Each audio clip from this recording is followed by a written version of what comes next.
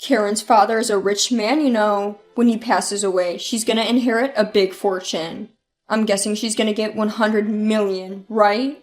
Wow, that's incredible. I can't wait. Once Karen's father passes away, I'd love for her to take me on a vacation. That sounds nice. I might ask her to buy me a car. James, what are you going to ask for? Man, I've always wanted to buy a high-end gaming computer. I wonder if I can ask her to get me one. As their lively conversation rose, it was clear that my husband and in-laws had no idea of the expression on my face on the other side of the door. I clenched my purse tightly. My name is Karen.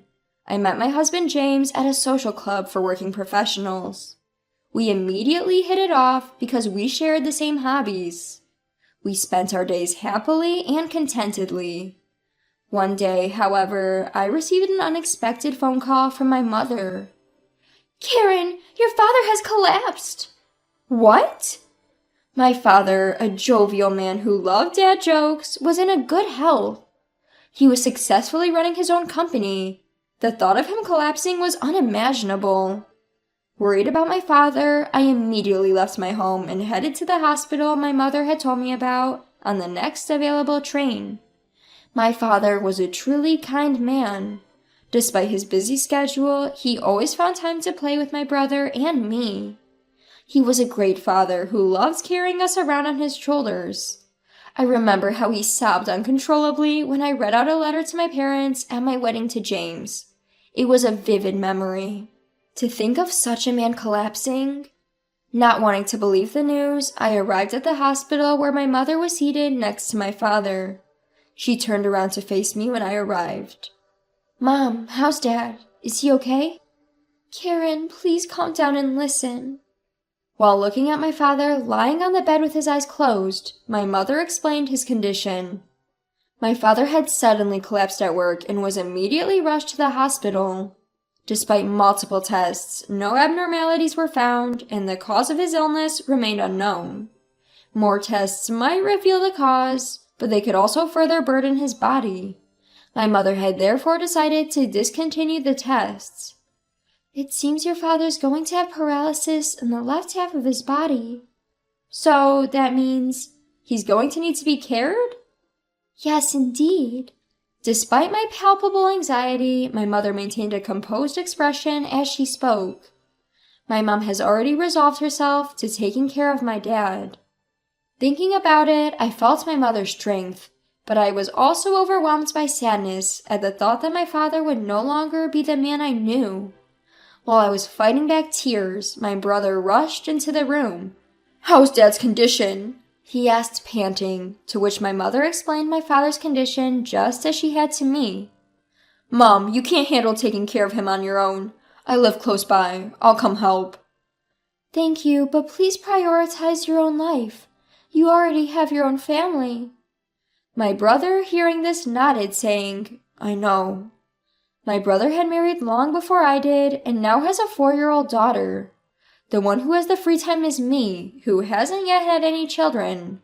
But it would take me an hour on the train to get back to our childhood home. I may be far away, and it may take some time, but I'm not planning on leaving this all to you and Mom. If there are any changes with Dad, don't keep it from me. Let me know. Understood. But Karen, did you let John know before you came here?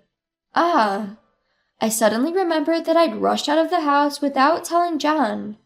Seeing the look on my face, my brother said, "Make sure to contact him. John must be worried." So I quickly left the hospital room. I moved to a spot where I could call, then called John. As soon as he picked up, he asked, "Karen, where are you? I was worried." Hearing John's voice made me feel relieved, but I couldn't help but cry as I told him that my father had collapsed and would need care. John was shocked, saying, "Your energetic father?" But then he spoke to me gently to comfort me.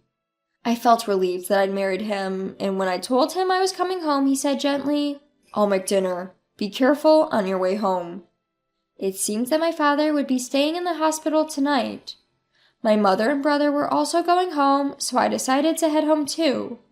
When I got home, John had made my favorite meal. "It must have been tough. Eat something you like to cheer up," he said, pulling out a chair for me.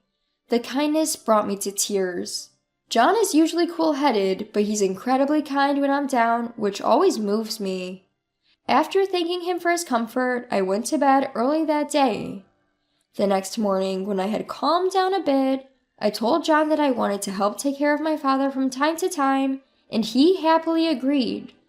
Furthermore, it seems that John had told his parents about my father's condition, and they offered to help with housework while I was away. I was surprised that I could get full support from John's family to help with my father's care, but when I called to thank his parents, John's mother laughed and said, "After all, your father's like family to us. You don't need to worry about a thing." John's parents, like him, are usually cool and collected. When they came to our house with smiles on their faces, asking how I do my chores, I was taken aback. Before my marriage, I had thought my in-laws were a bit cold, but that might have been a misunderstanding. I repeatedly expressed my gratitude to my husband James and my in-laws for their full cooperation in taking care of my father. My father was a talkative person, but he lost the ability to speak fluently due to the paralysis on his left side. However, there was a silver lining in the fact that my father was right-handed. He communicated his needs and thoughts to us by writing them on a whiteboard. Despite being almost bedridden, he cheered us up by drawing crude pictures on the whiteboard and writing his usual dad jokes. My brother also came to help with my father's care, but it was mainly my sister-in-law who was helping. With her experience as a caregiver, my sister-in-law kindly and carefully taught my mother and me how to assist him. My father, my mother, and I were worried that she might not want to take care of my father, who was not blood-related to her, but my sister-in-law didn't mind at all. Seeing my sister-in-law cheerfully say, "Your father has made me laugh so much, now it's my turn to make him smile," made me realize that my brother had indeed married a wonderful person. My brother might have been blessed with a wonderful spouse, but I am not losing to him in terms of having a wonderful spouse. After all, my entire in-law family is supporting my caregiving. Whenever I go to help with my father's care, my in-laws always ask about his condition. I was always grateful for their concern. However, I realized all of it might have been my misunderstanding by pure coincidence. That day, I left the house to take care of my father, but I noticed that I had forgotten my wallet when I reached the station. While feeling frustrated with my own clumsiness, I returned home. On the days I went to care for my father, my in-laws would always come to help with house chores, so I headed home thinking they'd probably find it amusing. I opened the front door, took out my wallet from my room, and returned to the front door. Then, I heard a conversation between James and my in-laws from the living room. "So, is Karen's father not likely to pass away yet? I'm getting tired of waiting." Huh? Wondering if my ears were playing tricks on me, I involuntarily stopped in my tracks. When I tiptoed closer to the living room door and put my ear against it, I could hear their conversation clearly. "Anyway, how much does Karen stand to gain when her father passes away? All this kindness we've been showing doesn't make sense unless we get a significant portion. Karen's father is a rich man, you know. When he passes away, she's gonna inherit a big fortune. I'm guessing she's gonna get over 100 million, right?" Wow, that's incredible. I can't wait. Once Karen's father passes away, I'd love for her to take me on a vacation. That sounds nice. I might ask her to buy me a car. James, what are you going to ask for? Man, I've always wanted to buy a high-end gaming computer. I wonder if I can ask her to get me one. Their conversation was filled with high spirits. On this side of the door, they probably have no idea what kind of expression I have on my face. I clenched my wallet tightly, putting all my strength into my grip. My mind was a mess, filled with anger, frustration, and sorrow.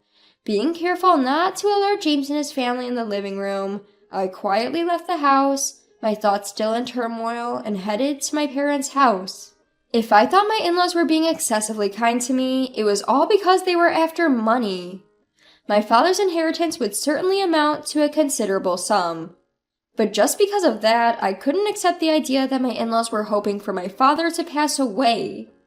Unable to gather my thoughts, I sat for a while on a bench on the platform at the local station near my parents' home. The sound of James and his family's laughter still echoed in my mind. I can't forgive them. I will never forgive them. All foolish, just keep laughing. I swore I would get my revenge on James and his in-laws, who see nothing in my father who raised me lovingly but money. For that revenge, I acted as if I had heard nothing of their conversation. Even when they excessively asked about my father's health, I explained politely, as always, and said, "Thank you as always." I decided to exploit James and my money-grubbing in-laws as much as possible. I increased the days I spent caring for my father and unceremoniously dumped house chores on my in-laws. My inheritance-greedy in-laws would gladly accept any request from me. I knew that sometimes the faces of my in-laws and James tightened, but I didn't care. And about a year after my father needed care, his condition worsened. Believing the doctor's words that it wasn't something urgent, I was relieved. But I told James and my in-laws, my father might be in danger soon. It must have been the news they were waiting for. To the three of them, who could hardly hide their grinning, I said, "So?" and quietly handed over the divorce papers. "Thank you for all you've done. Please divorce me." At my statement, James exclaimed, "What?" My in-laws were frozen in surprise, but I calmly continued my prepared lines. "So, James, mother-in-law, and father-in-law, you were after my father's inheritance, weren't you? I overheard it all.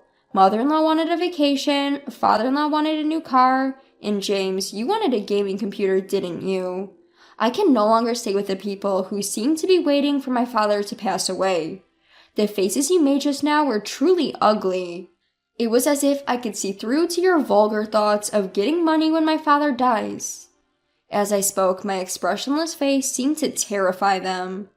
My in-laws remained frozen, and James, holding the already completed divorce papers, was opening and closing his mouth in shock. I no longer had any business in this house. "You can mail the divorce papers, but if you don't write them, I'll hire a lawyer. Please do it within a week," I told James before standing up. I picked up the luggage I had prepared earlier and left our home. On the train ride back to my parents' house, I was swayed gently in my seat. My parents were waiting for me when I arrived.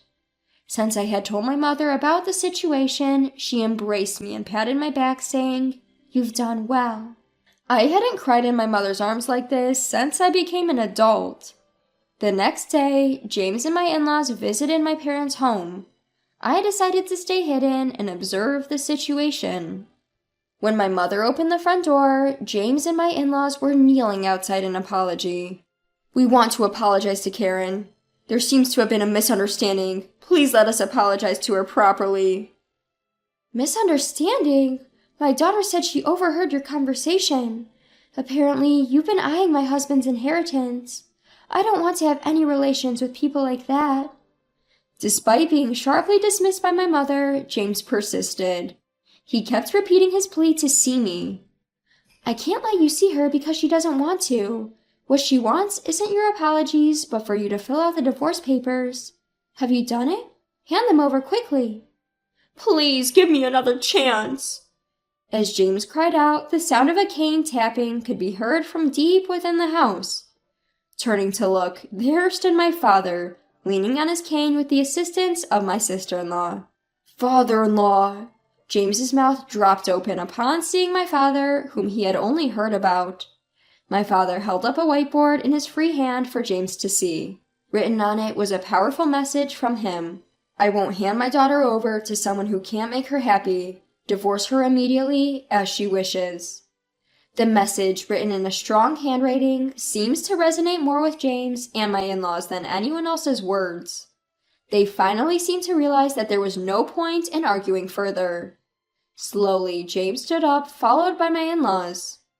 "I filled out the divorce papers. Here they are."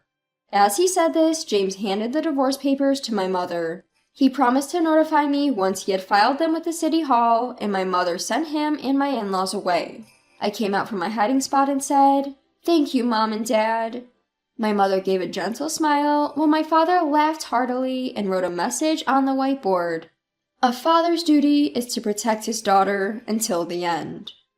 Seeing that written on the whiteboard, I, Karen, couldn't help but cry. Since his left side had become paralyzed, my father had lost the ability to do many things on his own. I had thought that he was no longer the father I knew, but that was not the case at all.